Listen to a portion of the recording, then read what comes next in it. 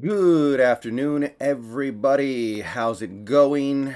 Got some assorted little pieces of news to go through here in this video that kind of add up to one bigger story that is relevant to the Seahawks here. So let's run it through. But first, real quick, I want to remind people once again, tonight we are doing Hogwarts Legacy.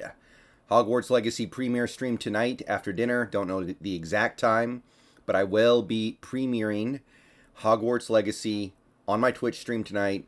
Link in the description. Hop on over there. I'll be making another video late tonight, a couple hours before I go live, just as a final reminder. But this is the big one, people. This is one of the big releases, maybe the biggest release of 2023. We'll see where it ends up, but hope to see you there. Okay, so in the NFL, the game of musical chairs when it comes to defensive coordinators is winding to a stop here. And it's stopping in a place where, while it's not official yet, I think it's reasonably safe to assume that we can figure out what's about to happen here. So, a few days ago, we got this. Evero from the Denver Broncos. Ejiro Evero, I believe is how you pronounce it. He was released by Denver. Basically, they said, all right, go on, go do whatever you want to do. We're going to go in a different direction. He went to the Panthers. So he is now their defensive coordinator. That obviously took him off the list as a potential DC for Denver when they let him go. And it finalized when he took a job elsewhere. So that was one of the big dominoes. But you take a look at some of these other dominoes. Vic Fangio. Now, technically, my understanding is that he has not officially become a Dolphin yet. Apparently, he won't until after the Super Bowl.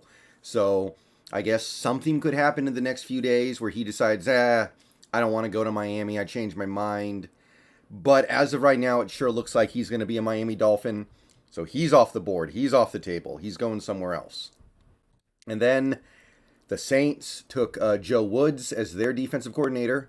You might remember that name because he was a name that the Seahawks were thinking about taking a run at last offseason after they let Chris Richard go. No, excuse me, not Chris Richard, Ken Norton. So Joe Woods goes to the Saints. That's another name off the board. That's another one of the musical chairs getting filled. You had the Vikings picking up Brian Flores, and this was one of the big ones here because the Vikings, for a while there, looked like they were going to be after our guy, who I'm going to get to in a second here, but they ended up with Brian Flores. So you're running out of seats, you're running out of names. Where does this leave us? Well, earlier today, one of the final chairs got filled by one of the final big names. Steve Wilks went to the 49ers, and by the way, as a Seahawks fan, that's a pretty good hire, so I'm not feeling tremendous about that one. Obviously, it doesn't seem like the defensive coordinator in San Fran matters that much. They get great results anyway. But Steve Wilks lands in San Fran, going to be their defensive coordinator for at least a year.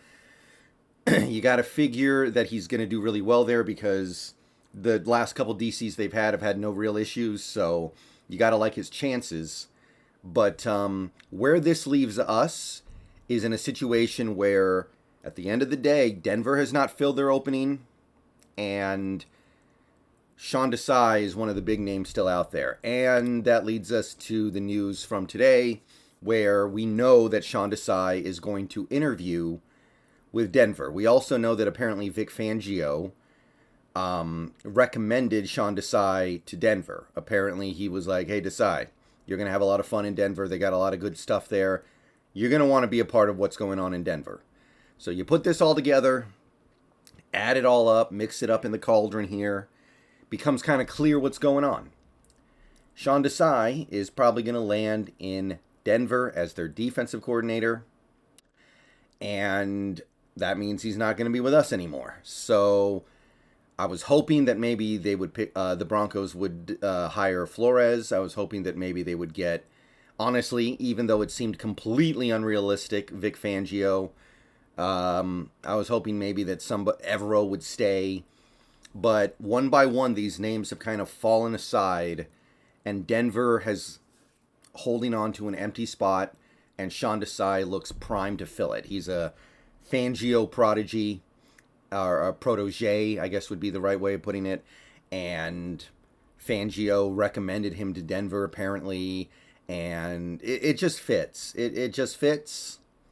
And bottom line is, by the end of this week, maybe by the end of today, I don't know, I expect Sean Desai to be out of Seattle and in as the DC in Denver. Now, I can't say it's been a pleasure, but I think Desai is good. I can't say it's a pleasure when our defense was so bad last year. I can't. We had the 25th ranked defense in the league. There's no way I can look at that and say, hey, Sean Desai, you were a tremendous positive influence on my team when you were a defensive-minded coach, a part of the defensive coaching staff, and our defense was terrible for the 1 year you were here. But I still think this guy is good, and I'm going to be a little sad to see him go. So, I think we're losing a pretty good one here. I think we're losing an interesting one. This is a guy who I think could have developed over time into being one of the better defensive coaches in the league, and maybe one day could have been a head coach. And now he's just going to basically peace out after 1 year. Unfortunate. I think this is, I do think this is bad news. I do. Because when Sean Desai came in here, one of the things that was said was that one of the things we did to get him here was we gave him some personnel control. We gave him some control of the roster building on this team. And I think having outside guys come in and take a look at your roster and say, you need this, you need that, I think that's good. Now, I'm assuming that his portion of personnel control probably, I mean, it goes back to either Pete or John, right? And that's kind of a coin flip on whether or not that's a good thing. Depends on how you feel about those guys doing their job individually. So, yeah. It's not official yet, guys. I guess Denver could look at him and decide, we want to go in a different direction. There aren't that many directions to go. So, frankly, the only way I see Sean Desai not landing in Denver would be if Fangio pulls out of Miami and goes to Denver as the DC, which at this point is super unlikely. And even if that happened, Desai might just go to Miami. Like, again, musical chairs, right? One chair fills because another chair opens up. You just go to the other chair. So, at this point, I'm like 95, 98, maybe even 99% sure Sean Desai is going to Denver. And I think it's a net negative event for the Seahawks. I do. Because I think he's a good coach. I think that Sean Desai could be credited with some of the positive developments on the defense, like Woolen, like maybe you would say Kobe Bryant, maybe we use what you saw with Mike Jackson. He was a secondary coach in Chicago for a little while there. Ryan Neal went from a below average safety to an elite safety in one offseason. Desai probably had something to do with that. So it's a loss. And I'm feeling it a little bit right now already, and it hasn't even officially happened. But Desai is, I think he's gone, guys. I think he's as good as gone. Let me know what you guys think about all this. I will see you guys later today. Go Hawks, and hoping that something crazy happens in the last, in basically the 11th hour here, but sure looks like Sean Desai will be headed to Denver. Good news, though, just a little bit of good news to end the video with.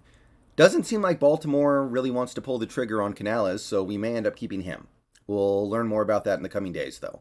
See you guys later. Go Hawks. Let's see what happens with the coaching musical chairs game.